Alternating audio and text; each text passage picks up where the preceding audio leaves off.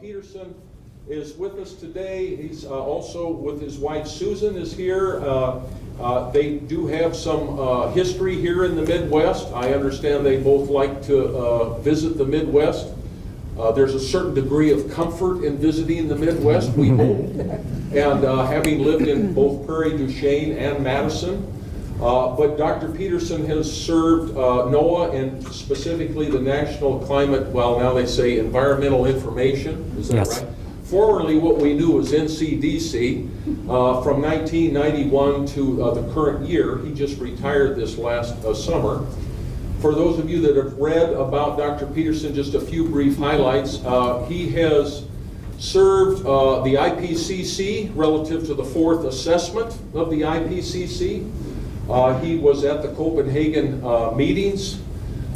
He has served in terms of multiple terms as the head of the World Meteorological Commission on Climatology. Lots of international experience from that. He's a well-known author and co-author many important and significant papers in the climate science arena have his name associated with them. And in retirement, he's been gracious enough to come and visit us. So with that, we're real happy to introduce and hear from Dr. Thomas Peterson.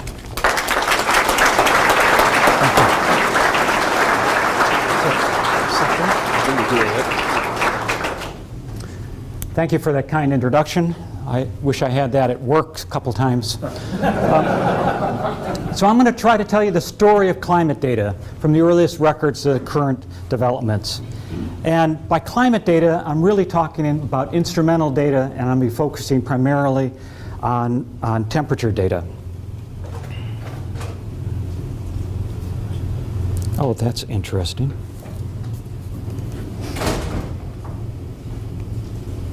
So, the arrow keys don't work on this anymore. There we go. Okay. So with this talk, I'm going to give a brief comment on the nature of science, and then I'm going to deal with the data from the earliest observations through the resolution that was just passed at WMO Congress in June. And then I'll go into science on the data, what we do, quality control, homogeneity adjustments, etc. And then science with the data, looking at the latest global temperature analysis, including our recent paper that found no global warming hiatus. And then some specific things that you can do to improve climate data. And if you ever took any class on how to do a presentation, they will all tell you, never just put up a whole screen and read a statement. So I'm going to violate that rule right away with a couple quotes from some people. We'll start with Sir Peter Medawar, who is a Nobel laureate, on the nature of science. Ask a scientist what he conceives the scientific method to be, and he will adopt an expression that is once solemn and shifty-eyed. Solemn because he feels he ought to declare an opinion, shifty-eyed because he is wondering how to conceal the fact that he has no opinion to declare.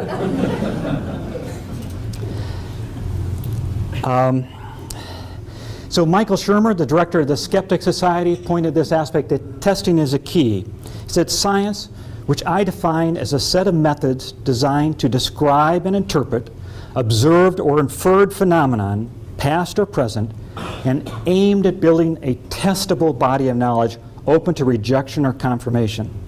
In other words, science is a specific way of analyzing information with the goal of testing claims.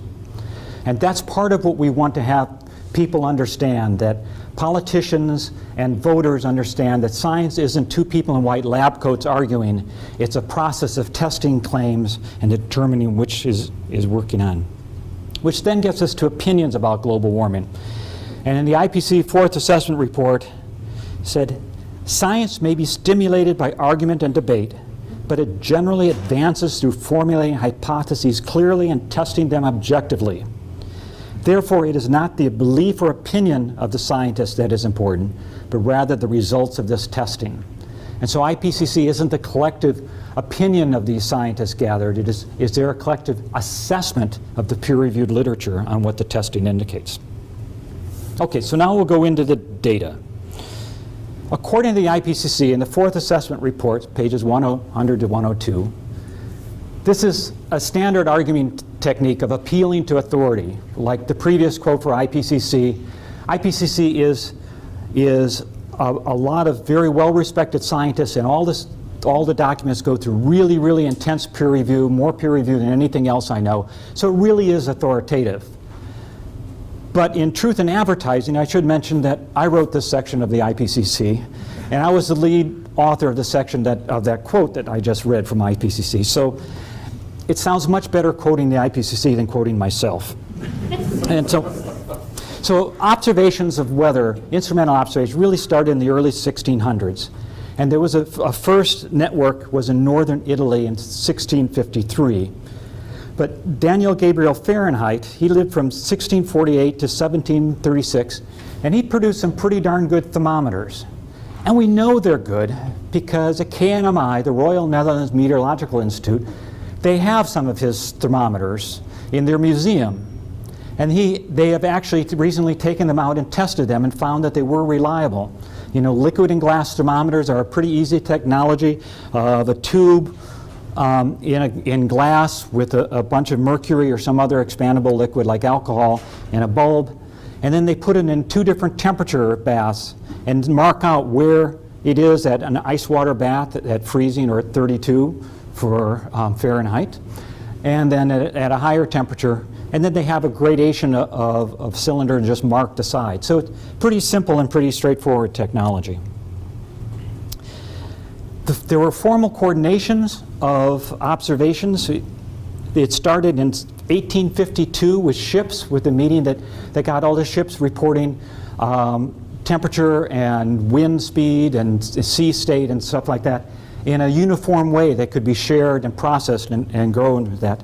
For land data, that didn't start until 1873 when they started the International Meteorological Organization. They had a meeting and they produced some guidelines on like how high up this temperature station should be and some other guidelines, you know, protecting it from direct solar energy. And that's a predecessor to the World Meteorological Organization. And WMO is part of the UN system.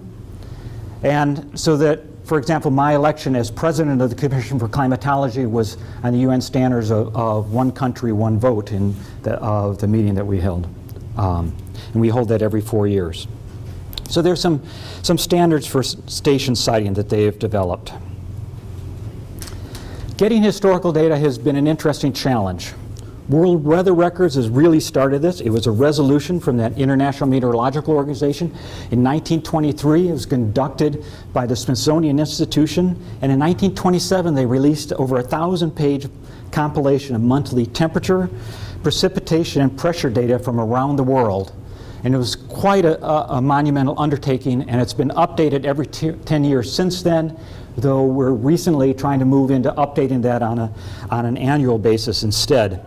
So there's a lot of sharing of data that has gone on, and it's part of bilateral data exchanges as well. So for example, US and Australia have a really good relationship in sharing data and having data be included in our global data sets. We have that relationship with Canada as well, China, Russia, so Iran also has been very active in sharing their climate data.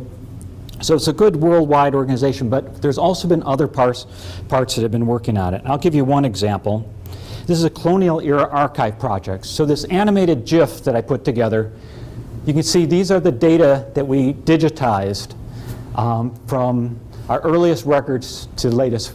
I worked with Professor John Griffiths from Texas A&M University, and we searched for European colonial era archives. And we had many archives in Europe that we looked at, but also the NOAA library had many of these volumes of data.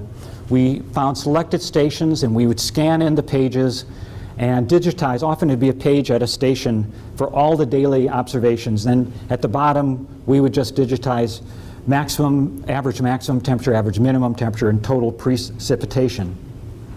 So this really had helped fill out some of the global areas, and you can see how the observations drop off with independence of the various countries when this colonial era archives ended. But when you're looking at near real-time observations, the primary source is the WMO's global telecommunication system. And this really got running and moving in the 1970s. So there's a big bump up of data in the early 1970s that are transmitted. But these transmissions are primarily for weather forecasting purposes, to help people run climate models or weather models, to initiate the models, and other forecasting techniques. And so there's certain hours of the day that were standard to being transmitted, but they're not always complete, so you can't always use them for climate monitoring. But there's a subset of stations transmitted over the global telecommunication system. It's called a CLIMAT message, which is a monthly summary that does use complete data and is transmitted. But there's fewer stations through that approach than just for weather forecasting.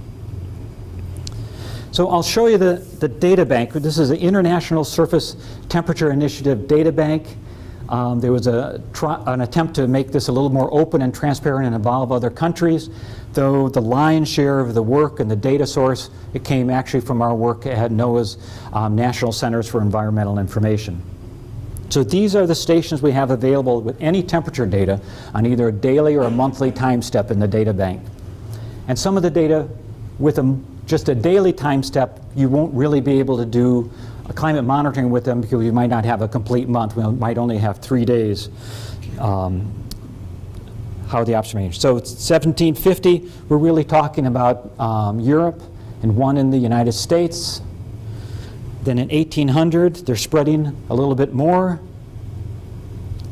In 1850, we're going now across parts of the United States, and Russia is getting active, a few coastal stations in China, including Beijing, a little bit inland. 1900, we have far more stations. Australia is well represented, and as well as other countries around the world. 1950, we have pretty good global coverage, but we're still missing some areas. Like you can see, Tibet is pretty much of an open space. And in 2000, we have really pretty darn good global coverage of the data. But when you look at the most recent year, when you're dealing with 2014, where you don't have some of this after-the-fact data sharing, like world weather records and stuff, it actually drops down. So if we go back to 2000, the year 2000, we had almost 20,000 stations data from that, and then it drops down to 15,000. And this highlights one of the problems of getting real-time climate monitoring as the stations drop down, but also has been an interesting artifact that I worked really hard to build up the data record in the past, focusing particularly on the distant past. And then we find out that because we drop down to what's transmitted in real time, we've actually had bloggers and others accuse us of deleting data in real time because we did such a good job of adding data in the past. But that didn't seem particularly fair to me. Okay, now the future of data exchange. The need for climate data is increasing. We just heard some talk about adaptation efforts. We need data for adaptation, and you need long-term data for adaptation. And that was acknowledged at the Quadrennial Congress of the World Meteorological Organization last summer in May and June. And let's see here. That's me there. So among the group. So to give you some background on this action, a couple decades ago, several decades ago, we passed Resolution 40, which had mainly focused on real-time data necessary to initiate weather models and what the space consideration and a time step should be of the data and what data elements should be shared and stuff. And several years ago, we have an annual meeting of the presidents of technical commissions. There's 8 WMO technical commissions. And we had one, and I brought up the point at this meeting that said that we keep talking about the global framework for climate services, that it was really important, it was been initiated, there are big plans for it, but it wasn't going to be successful unless more data were shared. People are not going to be able to provide climate services if they have inadequate climate data. And I can give you many examples of this. We just heard a talk about bringing in people with agriculture and health and climate data. Well, there was an effort to do this in a country in the Horn of Africa, and they brought in some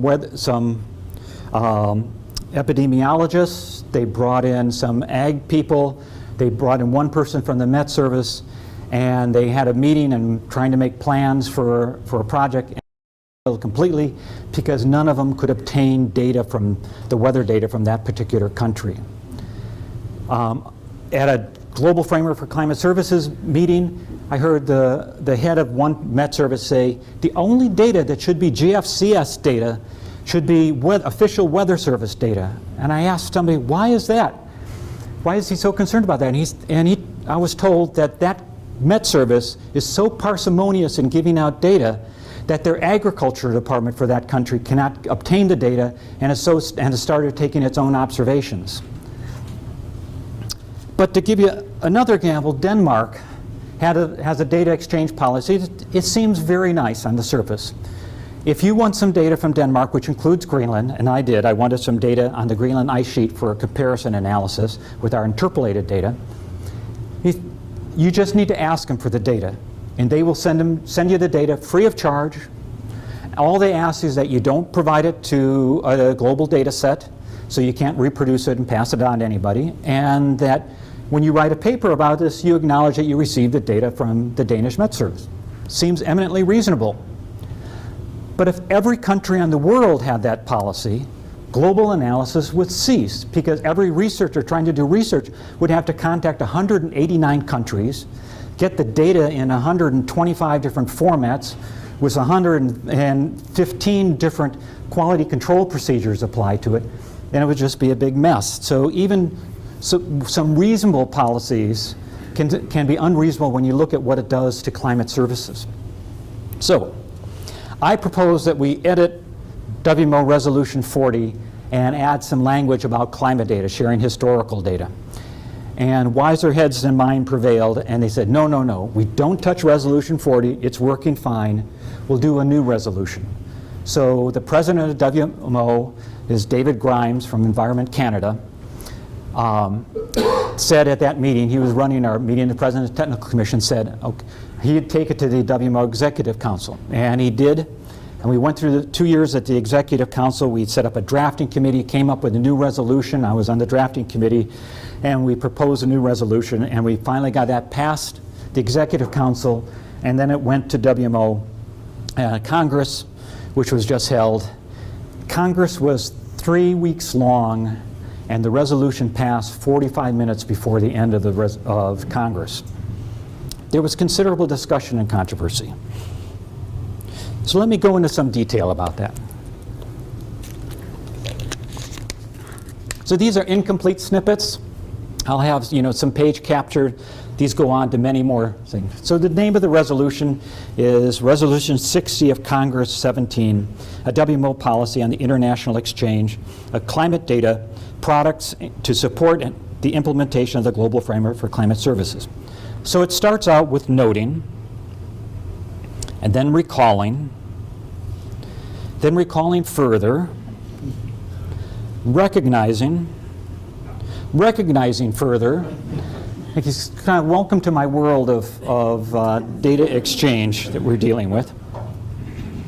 Then it decides, urges members, further urges members, requests the Intergovernmental Board on Climate Services, that's the governing body for the Global Framework for Climate Services, requests the Executive Council, the WMO Executive Council, to do some things, and as you can see here, there's an action item for me at the top there. And then requests the Secretary General of WMO. But in a nutshell, it is urging members to provide historical climate data on a free and unrestricted basis. And since WMO is essentially made up of all the Met Services in the world, essentially all the Met Services in the world, because we all agreed and we all passed this together unanimously, that they are urging themselves to provide historical climate data on free and unrestricted basis. But will they? That's an interesting question that we don't know the answer to yet. Resolution 60 recognizes the rights of governments to determine the manner and extent of data shared. So there may actually be less data shared here, but it's putting forces and pressure in the right direction. In the annex of Resolution 60. I'll go through this in a little more detail just to give you a sense of the data we're talking about. These are the data specifically highlighted that we should deal with. So historical climate time series for the regional basic climate networks, the GCOS upper air network and GCOS surface network, at a temporal and spatial resolution necessary to resolve the statistics of climate, including trends and extremes. So that's a general way to say trends, we're talking about historical data, and extremes, we're talking about a time step of at least daily data to look at extremes. Essential climate variables for the ocean, full depth, as defined by the GCOS implementation plan. And when we drafted this resolution, we knew we were going to have a hard time getting it passed. So we had very careful wording in here, and we talked about ocean temperature and salinity down to 600 meters, kind of to define, most important variables. And Johan Standler, my friend from South Africa, who's the head of the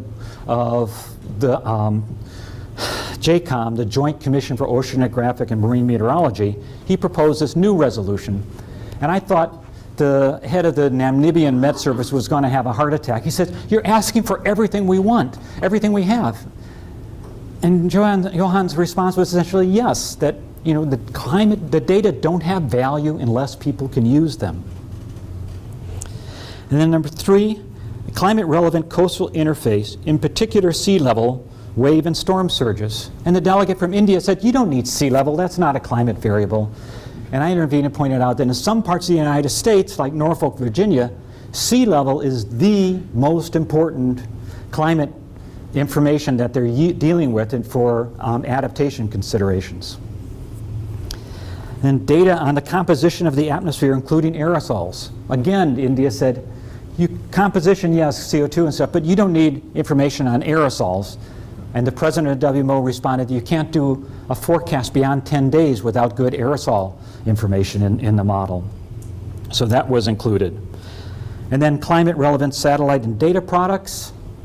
And then climate relevant cryospheric data, in particular snow cover, snow depth, glacier monitoring, permafrost, lake and river ice.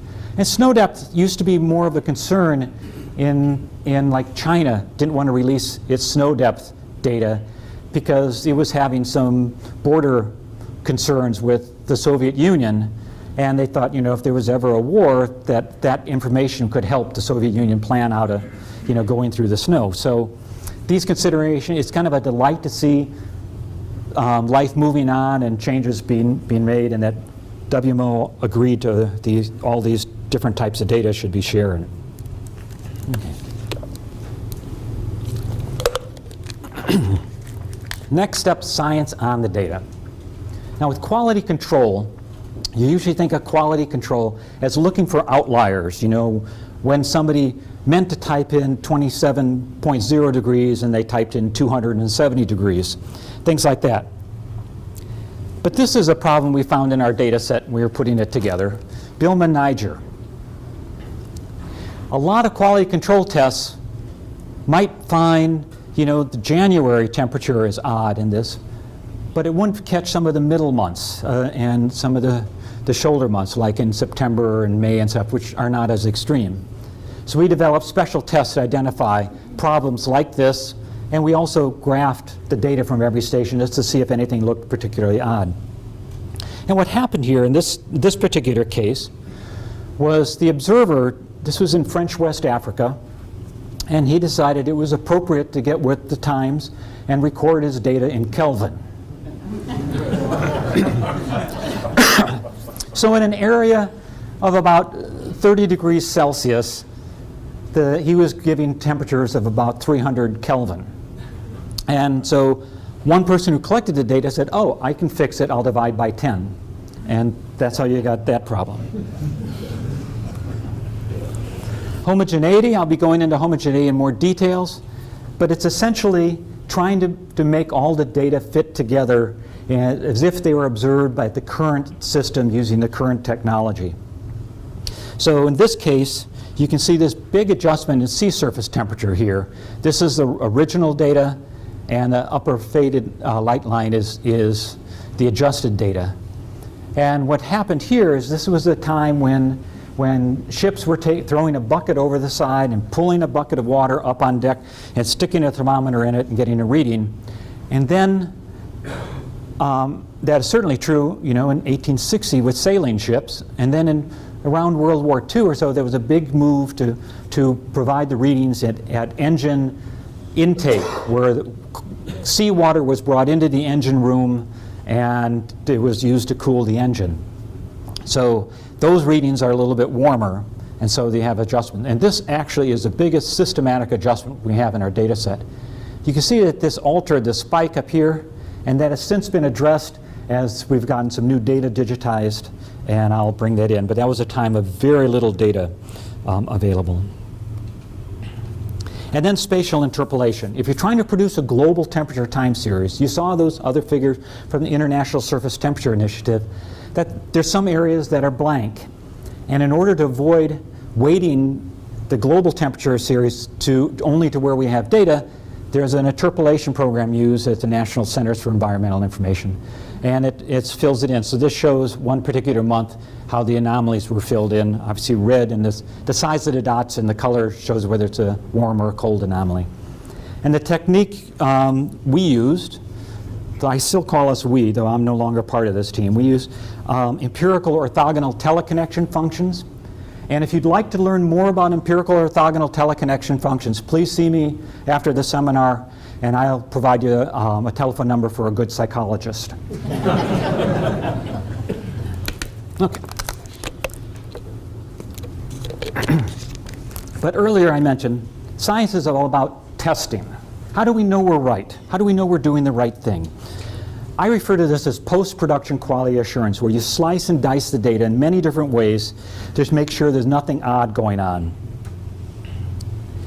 One way you do it is you compare to other analyses.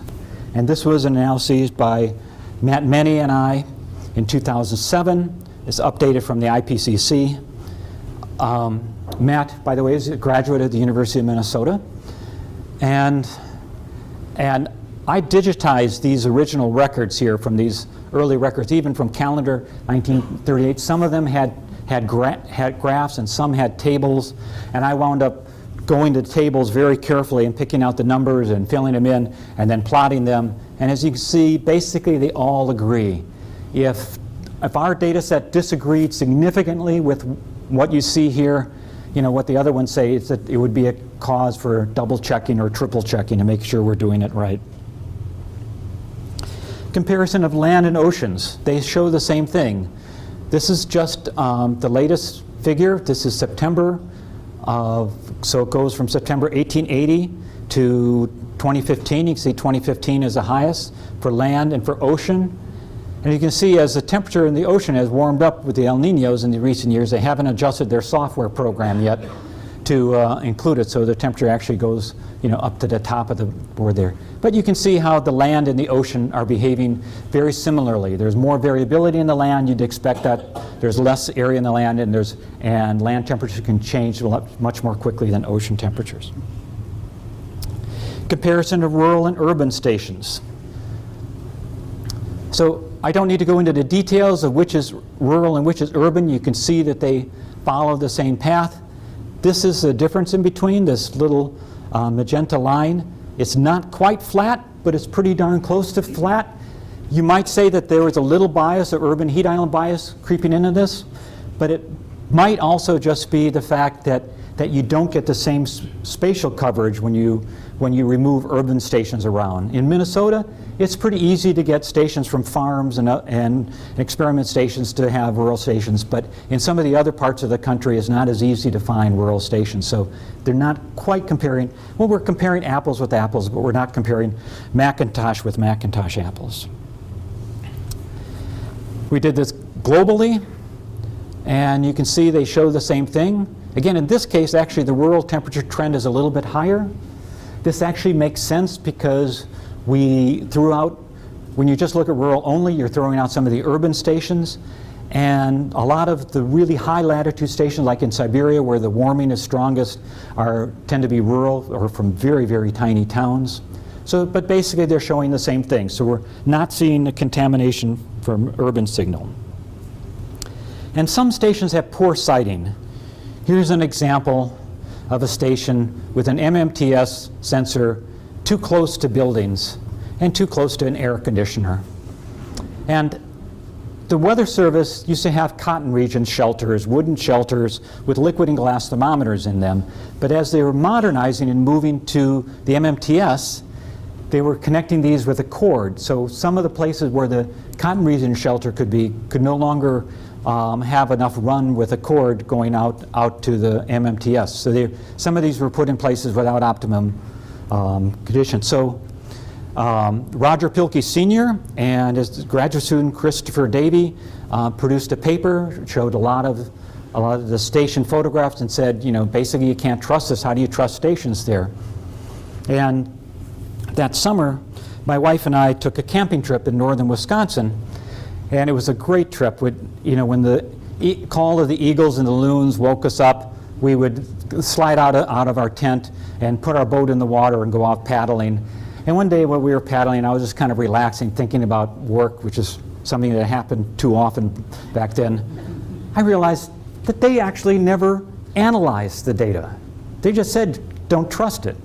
So I went back and analyzed the data and published an article a year later, which I'll show later, but some other more recent analysis of the data. This is from Matt Meny, Claude Williams, and Mike Pilecki. And it shows that stations with good sighting and poor sighting for maximum temperature and minimum temperature, and these are all adjusted data, but they're showing the same thing. So we know they're not really biasing the results. You know, but the question sometimes you get asked further, but wait a second, you're saying that a station with a really poor sighting, like this one, you know, close to a building, could not be biased? And the argument isn't that it's not warmer, it's that their homogeneity adjustments can take care of it. So if you look at this figure, this is degrees Celsius difference between Marysville, California, a US HCN temperature station that does not have good sighting, and its neighboring stations. So the raw data is in red, and you can see some discontinuities and stuff that were corrected when they adjusted them for discontinuities and homogeneity. But you can see it was warming up, but later on, after it was homogenized, the temperature was flatter. So it's very much agreed with the neighboring stations of how the climate was changing. Yet it was still 2 degrees warmer than the neighboring stations. So it can still show the trend accurately, but in actual temperature it'd be warmer. And one of the complaints we've gotten is people not understanding the process exactly. Say, well, you take clear water and you take muddy water and you mix them together and you still get brown. Aren't you contaminating the stations with good sighting with this? So this was from my analysis of, you know, using the data from Christopher Davey and Roger Pilkey Sr. using those stations. He had 2 stations that had excellent sighting that had almost no inhomogeneities. One of them had no inhomogeneities. The other had one very tiny inhomogeneity that the observing time was 5 p.m. and then it switched to 7 p.m. and then it switched back to 5:30 p.m. So a small change, and the homogeneity adjustment for that is based on stations that have 24 hours of data nearby that then you use, you know, so you know the time series and what the difference should be between 7:30 and 5. So this was adjusted. And then we have stations with poor sighting that needed homogeneity adjustments. And so what you can see here is that, okay, the original data with the stations with poor sighting, interestingly, show, here, this is the trend of those in the heavy dashed line, show much less warming than the stations with good sighting and no homogeneity adjustments. When we adjust the data with poor sighting, the trend agrees very well with the temperature stations from those that needed no adjustments. And so this is kind of evidence that we're not just muddying the water, we're putting it all together. And then a comparison with a long-term network with a high-quality network. We have the US Historical Climatology Network, which is excellent sighting, a triple redundancy, and we have that focused on, and that's unfortunately is quite short. And so this is the period record, the black line, and the USHCN with good sighting and poor sighting are the other lines. And you can see that they're showing the same thing. So this kind of leads us to conclude that we're not biasing the original network. We can also compare the data with other factors that are not coming from thermometers. There's a lot of other data sources. We know that plants are blooming earlier, that birds are migrating earlier in the spring. So if we look at some of those, we can see here in this figure from 1985 to 2014, which starts in here, Arctic sea ice has gone down, and that the temperature has warmed. If either one was looking in the opposite direction, you'd say, okay, there was a problem, but there isn't one there. We look at animal behavior, and you can see that this area in Alaska has been warming over the long term, and there's been a shift of species northward. This is northward, this is southward. The average shift is poleward, some of them dramatically poleward, though a few are extending their range southward as well. And a comparison with an independent data set. And this is from our latest paper that got a little bit of controversy. So there's two things we do with sea surface temperature data. One is that when we look at co-located observations of buoy data and ship data, we see that the buoys are reading 0.12 degrees Celsius colder than the ships. And so we adjust those by adding 0.12 degrees to the buoy data to make them equivalent to the long-term ship data. And but before we do that, we've also adjusted the ship data for the changes from engine intake or from buckets to engine intakes and other factors using night marine air temperature. We don't use daytime marine air temperature because the hot sunlight on the metal infrastructure of a ship can warm the surface of the ship and give you biased readings on the thermometer. But at night, you don't have that problem. We don't use night marine air temperature to monitor the climate because we don't have as many observations that have night marine air temperature compared to just sea surface temperature, and the sea surface temperature varies a lot less. But we use night marine air temperature to adjust the ship data. So are we adjusting it correctly? Well, one thing we did was we looked at the buoy data during this overlap period. Did we get the trend right? So the buoy data is independent, and the uncorrected ship data minus the buoy data had 0.066 degrees C per decade trend. But once we corrected the data using night marine air temperature, the result was 0.002 degrees C per decade. So it basically removed this bias that wasn't in the ship data.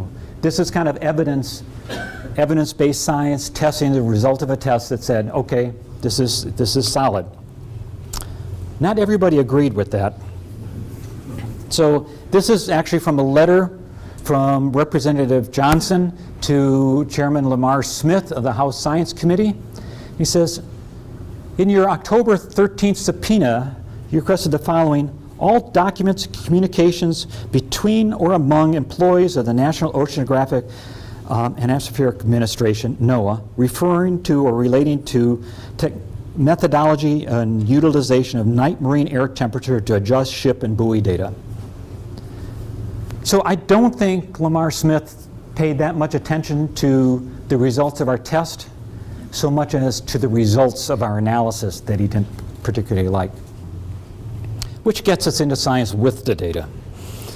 So these are the results that we're talking about. So the circles are the old analysis, the square is our new analysis, and the triangles are when we add polar interpolation.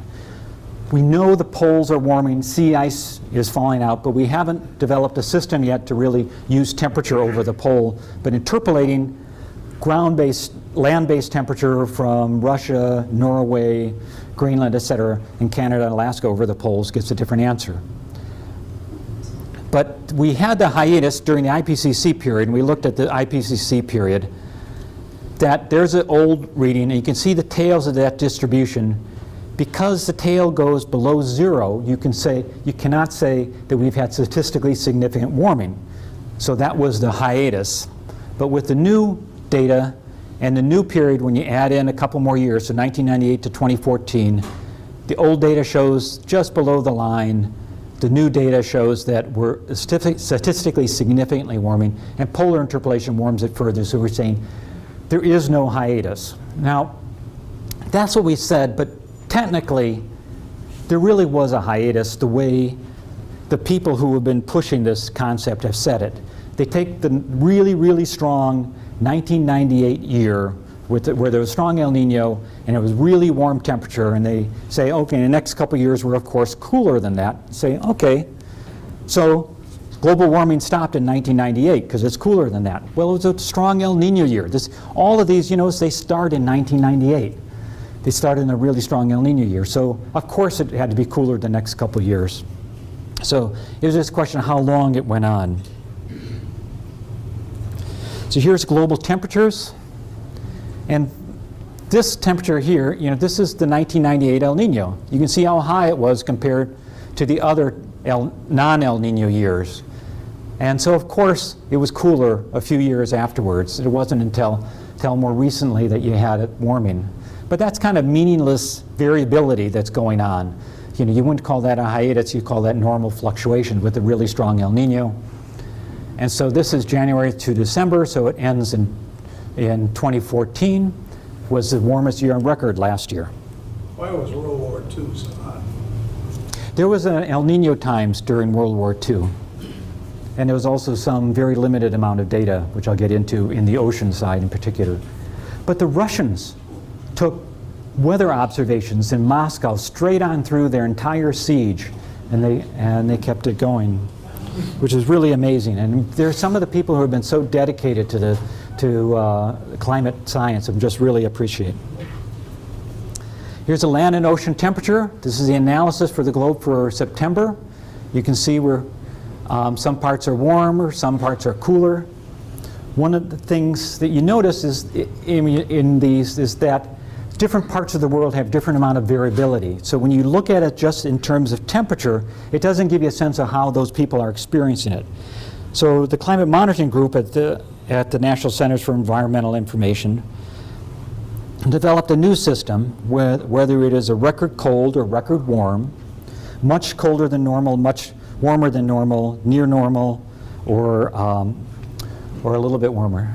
And what's interesting about this, you can see a lot of areas of the world that are record warm, and one little grid box here of record cold. So clearly the planet's warming. So how's 2015 standing up? January through September. The October data are usually released about the 10th or 15th of the month following. You can see that 2015 is definitely warmer than the warmest year on record. So we have a really strong El Nino going on now. And here's another way they look at horse races for these years. The temperature anomaly, and these are a variety of different years that came in with warm at the end. And you see 2015 started out warm and it stayed warm. And based on what I've seen about the current El Nino going on, I expect that it will stay the warmest month on record for a long time. And even if it dropped down, it would still be the warmest year on record. And now my last section, what you can do to improve climate data.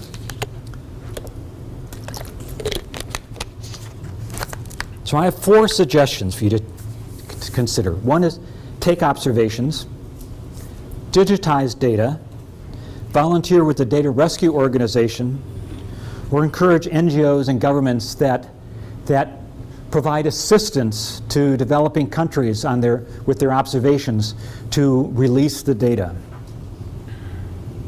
So first is taking observations. I mentioned about how temperature observations have some distinct siting issues and questions, so I'm not encouraging widespread taking of temperature observations, but we need a lot more precipitation observations to really cover the world better. As you can see with this figure of a rain shaft here in this town, a station here would say no rainfall and a station there would say quite a bit of rainfall. So there's things you can actually do to take rainfall measurements. Volunteers are needed for the COCORAS rain gauge. That's a community collaborative rain, hail, and snow network. It uses these simple plastic rain gauges, and the data get incorporated in the Global Historical Climatology Network daily data set every day. So you take readings with this, you report the data in the morning, how much rainfall. There's an app for your phone. You say, we got 0 rain that day, or we had, what was the record, Kokorazis, 3.82 inches yesterday? You report that in. That data gets used by the Weather Service and the river forecasting units, and it goes into GHCN Daily and is made available to any researcher who wants precipitation data anywhere in the world on a free and unrestricted basis. CocoRAS is in the US. It's now expanded in parts of Canada and is soon to expand into the Bahamas. This is one of my last successes at NOAA, getting some NOAA seed money put towards it. It's a low budget effort, and I boosted up with a little bit from WMO's Global Climate Observing System. That there's a lot of developing countries request automatic weather stations. They see that the United States has these ASOS stations at airports, and they want automatic weather stations too. And sometimes donors put some in. And I was talking to one person who had installed a couple automatic weather stations in a country in Africa. And I asked him, how many of those stations do you think will still be operating in a year? He said, if we're lucky, 1. And that's the one at the Met Service headquarters. He said, Tom, you have to realize that the lead technician at that Met Service does not own a wrench. So they're looking for this high technology, but then they can't maintain it. And so what I'm pushing for is an alternate paradigm where you have low technology that they use. Cell phones are widespread throughout the developing world, so they can communicate with that, leapfrog, automatically get incorporated into data sets, become available. The maintenance then is not with the instrument, but with the observer, and that's human-to-human contact of talking to people and saying, you know, I didn't get your observations this last few days. Are you all right? Is everything going okay? And encouraging the observers to continue work, and that's something they can do. So I'm really pushing the CocoRAS team and the Bahamas Met Service to do a really good job on this, because it will be an example for what other people can do. And the Bahamas need more rain gauges. Their main city is Nassau, doesn't actually have enough precipitation on their island to address their population's needs, so they actually barge water in from a different island. So if it's stormy and the barges can't run, then they can actually run low on water in their water system. So you can join it in Minnesota as well. You can see the different regions. And Peter Boulay, are you here? There's Peter. If you would like to join CocoRAS and take observations, please see Peter after. And if you have questions about empirical or orthogonal teleconnections, you can ask him about those as well. Okay, next is digitize old data. The organization I would recommend is oldweather.org. It's part of the Zooniverse project. So the Zooniverse started some people in Oxford University, or was it Cambridge, in collaboration with Adler Planetarium. And they were looking at these images. My memory is a PhD student was looking at the images of galaxies. And he was classifying galaxies and see if they could come up with a pattern or how many, what percentage are these different types of galaxies. And he was looking at these space telescope images, and he realized that for him to classify all the galaxies would be about the end of his career, and then he could write one paper and be done with a career. So he thought, well, maybe other people would want to do it, and he tested this out with lay audience and found out that when 4 of the 5 lay people agreed that the galaxy was a spiral galaxy, then that indeed was what it was, that it matched up perfectly with what the experts would agree with. So he started this program to set things up online so that people could come in and classify this. And I may have some of the numbers off, but it was basically that he was talking about, he was expecting 30 people to join and help him out, and he quickly got 300, and then they got 3,000 a couple weeks later, and their system crashed and they had to build it up. And so this is really a citizen science thing. It's been a great success on galaxies, and it's now a great success with the UK started this with Met Service logs. So these are the number of ship observations. And as you can see, during the World War, they dropped way down. So a lot of the ocean temperatures are interpolated here during World War I and World War II. So there was a quest to fill in some of these ocean data.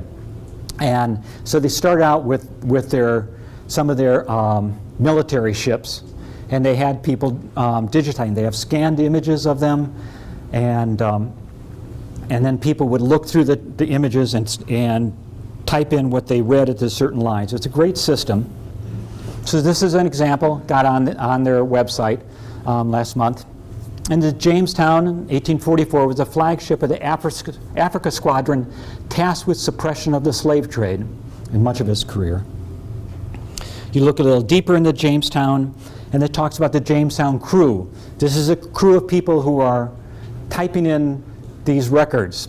And whoever has the most records typed in is the captain and then the lieutenants. And you have different ways. So it's ways to encourage people to type, to get more involved with these things. But also, they have some language with them. You know, they don't just record the data, but they include stories about this, you know, that we intercepted such and such a ship, you know, and there were no slaves on that ship, and we bid them, you know, safe passage and stuff. So this is part of their stories, and that keeps people intrigued. And there's been efforts by some colleagues of mine to get funding to support one for atmospheric science, because we have a lot of particularly European colonial era archives that are scanned in, but they're not digitized, but there's no dialogue with it that really is engaging. And so it needs some seed money to help develop the software system and help keep people engaged in the effort. And when I looked at old weather recently, they just started, this is new since the previous time I looked at it, they're working now on whaling ships. So you can go into whaling ships and see just what the story was really like, as opposed to just reading about it in Moby Dick. The next thing is volunteer with IEDRO. IEDRO is the International Environmental Data Rescue Organization. Their mission is to locate and rescue data, and they view rescue as imaging the data. Once it's imaged, it's rescued, it's preserved, but then they want to go on to digitize it, archive, and share the historic weather data across the globe. And they're not doing this just for the purpose of data. Data not for data's sake, but they know that this helps support applications in agriculture, infrastructure planning, disease prevention, and climate change. So it's a shoestring operation. This is their web page. You go in there. These are their current projects. Some of the work is going on in digitizing up in Washington, D.C., but these are the projects they're currently working on. And basically, their limitation, there's no limitation in the need of what needs to be done and where they should work. They have lots of Met Services would be anxious to have them come and help, but their limitation is with volunteers who have some technical expertise in some of this, so you don't really need atmospheric science technical expertise, and with funding to support some of their work. But this is an example of a data archive in a developing country that when IEDRO arrived there. And I was talking to Rick Krauthamel, who runs IEDRO, and he said that that one time he was talking to the head of a Met Service, and the Met Service, you know, he was saying about how they could work and digitize, and the Met Service says, well, we would need money for those data, you know, these data are valuable. And he pulled out this photograph and says, who's going to pay for that? You know, that doesn't serve climate services. That doesn't help with adaptation. So this is an important and large need, and IEDRO is the group that I know of that's doing the best work around the world on this and could use support. And the last thing is encourage countries to release data. I've mentioned that WMO Resolution 60 is in effect, but there's a question of how much data will really be released with this. And so what you can do is you can encourage donor countries and non-governmental organizations, you know, that support observations in developing countries, that insist that if you're supporting them to take more observations, that those data have to be released on a free and unrestricted basis.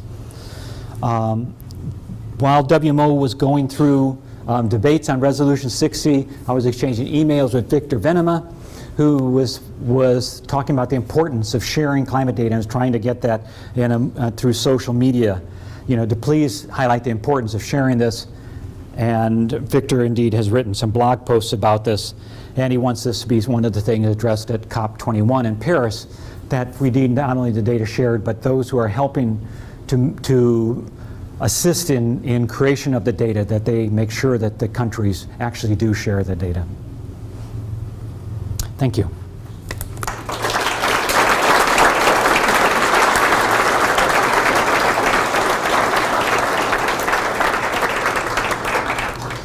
I don't know if there'll be any questions or not.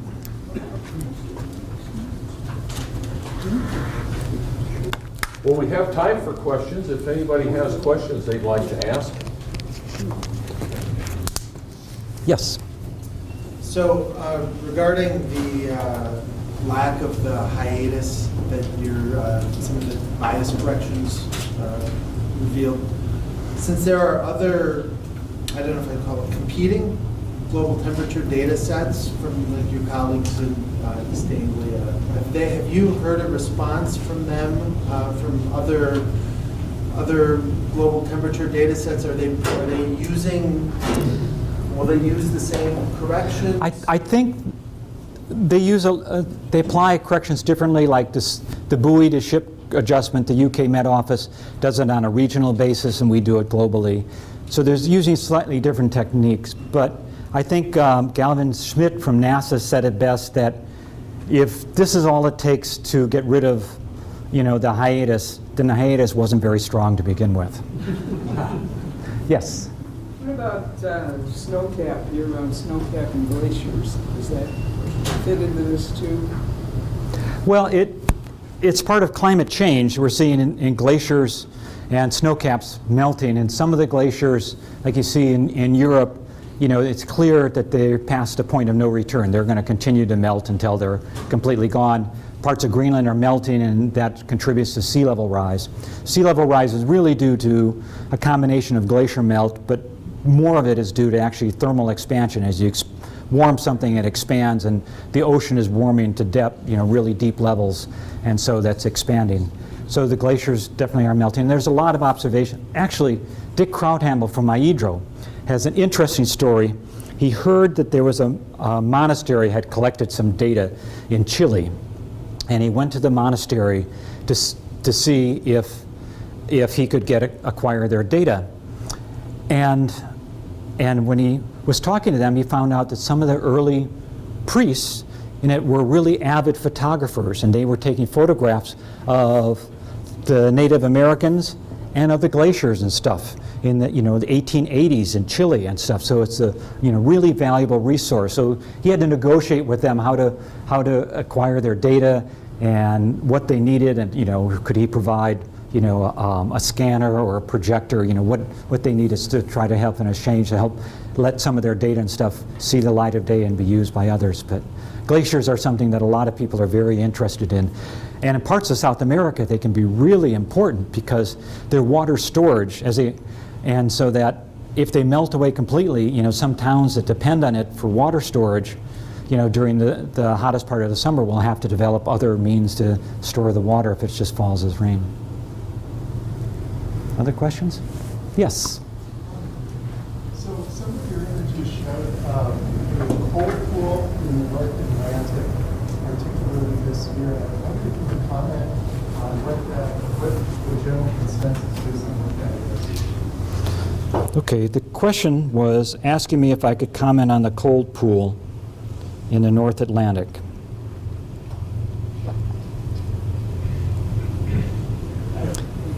So there you can see that blob of cold water up there. And I really don't know what it is and why it's there. And I've heard a few different explanations, but I don't know them well enough to be able to expound on them. But it is an interesting phenomenon, and it's not really short-lived. It's been around for on the order of a year or two or something that it showed up. And the factors in it, some people are talking about different ocean circulations changing. So, do you have a theory you'd like to share with us? No, we battered it around trying to rationalize it from a thermodynamic circulation standpoint, but so short-lived but persistent, and I was wondering if it was an artifact of the interpolation or if that's a legitimate signal from ship observations. Oh, it's definitely a legitimate signal. It's not an artifact because, I mean, we know that because this is actually a very heavily traveled and a lot of buoys are in it. So it's traveled by ships. We have a lot of ship observation and we have a lot of buoy data as well. So the two different ones can prevent a bias from, you know, one particular ship that might have a regular route in one direction. You know, you can then find that out if it has something odd going on when you have buoys there as well. Yes, do you have a question? I was struck by the parallels in your struggles of getting people to release data. I work with a lot of spatial data and mapping, and there's been a big thing just recently in town here where the counties have released parcel level data for not charging for it anymore and releasing it for people to use. What are some of the reasons that countries didn't want to do it? Okay, so the question involves what are some of the reasons countries don't want to share their data. I think one of the reasons is because it's ours. They want something in return, though it isn't often clear what they want in return. Sometimes they want money. I was talking last summer with somebody from the Caribbean who said that his Met Service had to charge for the data, and then they started calculating up how much time, their own person time it was to put the data available online for the person and get it ready for them, and then what they were getting back, and they finally decided it's better just to open it up. I was talking to one of the vice presidents of WMO, Divina Moura from Brazil, who, when he moved from IRI to Brazil, I was really disappointed that he didn't open up the Brazilian archive because he knows the importance of releasing data. And he was telling an interesting story about how he thought it was, you know, important to open it up, but that the culture there of the Met Service was such that if he tried to do that, he didn't think he would stay the head of the Met Service for very long. So he bided his time, and then as they started putting automatic weather stations up at airports, he said, you know, wouldn't it be nice to put these data out online so that people could see that and see what a good job we're doing? You know, we have the data right now, and they can see what it is. And people did that, and he said yes. And, you know, and then after a while it was, well, let's add all of last year's data to this. And so he slowly worked up, and now Brazil has a very open archive to anyone with the Brazilian IP address. But it's still, you know, a giant step forward. Israel recently opened up its archive. Spain opened up its archive, and then it closed it again. So there's all sorts of strange or different and unusual internal politics going on that I don't fully understand. But if you ask a Met Service, they will say, we need that for our own financial benefit because the data are valuable. To which I respond, the data have no value if they're not used. Yes? When the observation was made that there was a warming hiatus, then most of the modelers started running their models and tried to explain it. You know, you found out it's not a hiatus. What happens to those people who have been doing modeling, and how does that affect the credibility of, you know, science? Well, one of the aspects of science is that it's self-correcting. So we don't need to worry about that part of the science. But yes, there was a paper, a rebuttal to our paper written, and we had to then write a response to the rebuttal. And I had then retired after it was submitted, and I heard from one of our co-authors that the reviewer said they liked our rebuttal a lot better than the original paper, so they threw them both out. So yeah, there's a question, but there really are other factors affecting climate that, you know, sometimes when I talk to somebody who argues that CO2 isn't this dominant role, if they talk about other things, you know, like, well, CO2 didn't cause this hiatus. Well, that's true, but there's other things going on. We have, you know, a real low in sunspots. We have increases in aerosols in parts of the world. You know, there's a lot of other things going on. So it's a whole mix of a wide variety of things. But part of it is natural variability in a sense of a big El Nino and then a couple La Niñas, which are colder global temperatures. And so you combine that, you would get a, you know, a hiatus. But whether we should have been paying much attention to that or not is really the point that I think is most relevant, rather than trying to explain short-term fluctuations in the climate. So there's a lot of other questions, but Who would you go with? Yeah, This- go ahead. Could that cold pool in the North Atlantic be related to excessive melting of the Greenland ice cap? Okay, the question is whether the cold pool in the North Atlantic could be related to excessive melting of the Greenland ice cap. And so when fresh water melts and flows out into the ocean, then you get, it often forms a lens on top.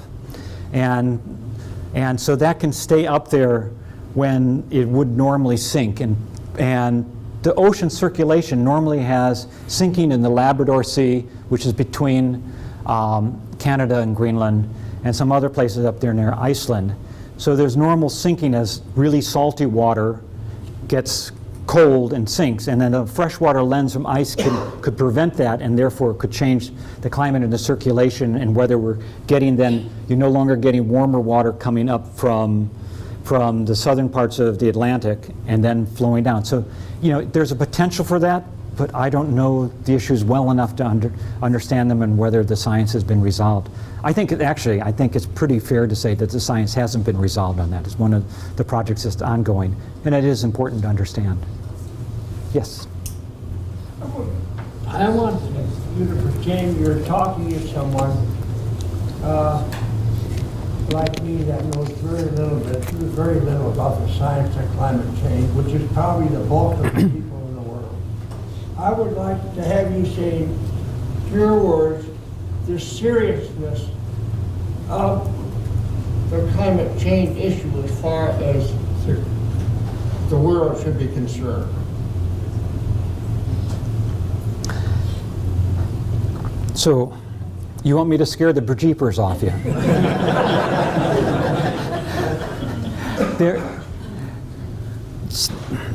So, all of our infrastructure and all of our planning and stuff have been based historically on the climate of the recent past.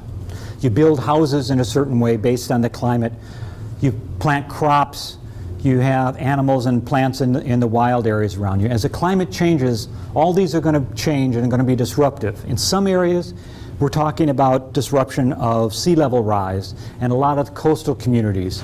I've heard from people in Norfolk, Virginia, who live several blocks from the coast. They say that they know when there's going to be a king tide, because all their neighbors who live closer to the coast are parking their cars on their road, which is a little higher elevation. So people are experiencing these effects, but the effects are different in different places. In the Global Climate Change Impacts in the United States, which was published in 2009, and I was one of the collaborators on that, we published a figure, a moving states figure. So it showed where the state and where the climate was similar at the present time to the potential future climate of that state. And using a high emission scenario in the summer with a certain model, they found that the climate that they were projecting for southern Minnesota is like the current climate of northern Oklahoma. And you know that you build houses differently in northern Oklahoma than you do here. You lay railroads differently in northern Oklahoma than you do in southern Minnesota. So there's a lot of change in effect. But this was a high emission scenario. So the real point to keep in mind is that the future is really in our hands. What emission scenario we're on and we follow depends on what we collectively decide to do. There are low emission scenario possibilities. Solar is moving along so fast, and in some of the developing countries, they're not even going to be laying power lines out from central transmission places because of the cost of the power lines and because of the problems they have of people then wanting to steal copper and sell the transmission line. So solar can build up in a diffuse infrastructure and things. So we really have a potential coming up to chart a very new future, very different future ahead of us than what would be proposed by some of the higher emission scenarios, which are really quite warm in some cases, as you can see from that one example. Just quickly, do you think there's any hope for mankind? Mankind or womankind, absolutely. Yes. Some of this, I mean, we've adapted to challenges before, and that's one of the things I just don't understand about some of this. You know, we were talking earlier, you know, that we're much wealthier as a country than we were in the 1950s.